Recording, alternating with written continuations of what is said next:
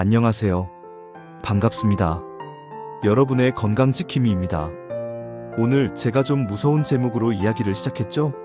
뇌출혈 터지기 싫다면 지금 당장 바꾸세요. 하고요. 말이 좀 직설적이라 놀라셨을 수도 있지만 그만큼 중요하고 또 시급한 문제라서 그렇습니다. 특히 요즘처럼 푹푹 찌는 한여름에는 더 주의가 필요합니다. 창녕을 비롯해서 전국적으로 찜통더위가 계속되면 우리 몸의 혈관도 지치고 스트레스를 받기 마련이거든요. 이럴 때일수록 우리 몸속의 시한폭탄, 뇌출혈에 대해 제대로 알고 대비해야 합니다. 뇌출혈 말 그대로 뇌 속의 혈관이 터져서 피가 나는 병입니다. 정말 소리 없이 찾아오는 무서운 병이죠. 하지만 오늘 제가 드리는 말씀을 잘 들으시고 딱 몇 가지만 바꿔주신다면 이 무서운 시한폭탄의 타이머를 멈추거나 아예 제거할 수도 있습니다. 자, 그럼 뭘 바꿔야 할까요? 가장 먼저, 그리고 가장 중요하게 관리해야 할 범위는 바로 고혈압입니다. 뇌출혈 환자의 절반 이상이 고혈압을 앓고 있었다는 통계가 있을 정도로 뇌출혈의 가장 큰 원인으로 꼽힙니다. 혈압이 높다는 건 쉽게 말해서 우리 뇌 속에 있는 가느다란 혈관들이 매일매일 강한 압력으로 얻어맞고 있다는 뜻입니다. 낡은 고무호스에 계속 강한 수압을 가하면 언젠가 약한 부분이 터져버리는 것과 똑같은 이치죠. 더 무서운 건 고혈압은 별다른 증상이 없다는 겁니다. 내가 혈압이 높은지조차 모르고 지내다가 어느 날 갑자기 뇌혈관이 펑하고 터져버리는 최악의 상황이 생길 수 있는 거죠. 그래서 혈압을 침묵의 살인자라고도 부릅니다. 그러니 오늘 당장 하실 일은 바로 내 혈압 수치를 아는 겁니다. 병원에 가시거나 가까운 보건소나 주민센터에만 가셔도 쉽게 혈압을 잴 수 있습니다. 정상 혈압은 120에 80 미만이라는 거 꼭 기억해 주세요. 혈압을 확인했다면 이제 생활 습관을 바꿔야 합니다.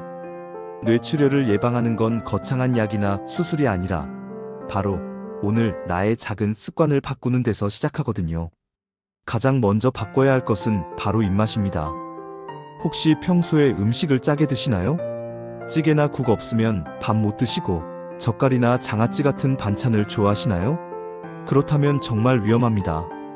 소금, 즉 나트륨은 우리 몸의 혈압을 올리는 주범입니다. 국물은 건더기 위주로 드시고 찌개는 덜 짜게 끓이는 습관을 오늘부터 꼭 시작하셔야 합니다. 짠 음식과 함께 피해야 할 것이 바로 기름진 음식입니다. 튀김이나 삼겹살 같은 기름진 음식은 혈관벽에 기름때를 끼게 해서 혈관을 딱딱하고 약하게 만듭니다. 깨끗해야 할 혈관에 쓰레기가 쌓이는 거죠. 대신 채소나 과일 등 푸른 생선처럼 혈관을 깨끗하게 해주는 음식을 가까이 해보세요.